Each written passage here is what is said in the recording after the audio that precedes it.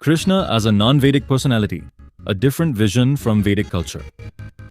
Krishna appears in the Mahabharata as a figure whose character, actions, and teachings differ significantly from the values associated with traditional Vedic culture. Rather than representing the continuation of the Vedic worldview, he presents a radically different approach centered on awareness, clarity of mind, and freedom from delusion. The Vedic culture emphasized social duties, ritual structures, inherited roles, and collective traditions. The Mahabharata, however, portrays a civilization trapped in attachment, pride, ambition, family loyalty, and rigid ideas of honor. Nearly every major character becomes consumed by some form of psychological delusion. Kings cling to power, warriors cling to reputation, elders cling to vows, and families cling to blood ties. These attachments drive the conflict toward inevitable destruction. Krishna stands apart from this world.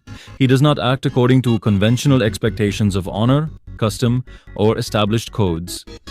Throughout the Mahabharata, he repeatedly challenges traditional rules whenever they become obstacles to clear perception and effective action. His concern is not the preservation of social appearances, but the removal of delusion. Because of this, many of his actions appear contrary to accepted norms and traditions. The destruction witnessed in the Mahabharata can be understood as the result of collective delusion. The war does not arise because people lack rituals, scriptures, or social institutions. It arises because individuals are unable to see reality clearly. Their minds are clouded by attachment, fear, greed, resentment, and false identification. The catastrophe of Kurukshetra is therefore not merely a political or military event, but the consequence of widespread unconsciousness.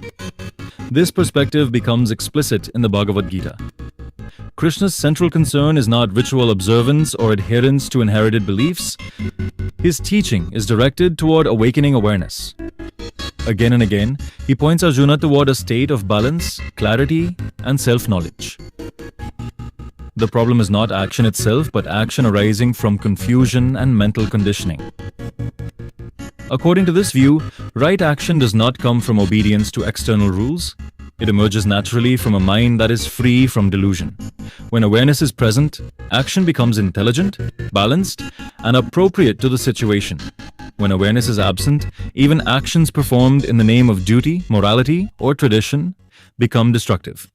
The core message of the Gita is therefore not blind belief but conscious understanding.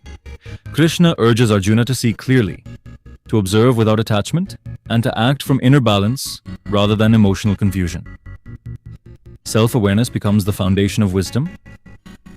A balanced mind acts without distortion, while a deluded mind inevitably creates suffering regardless of its intentions. From this perspective, Krishna represents a departure from traditional Vedic culture rather than its continuation.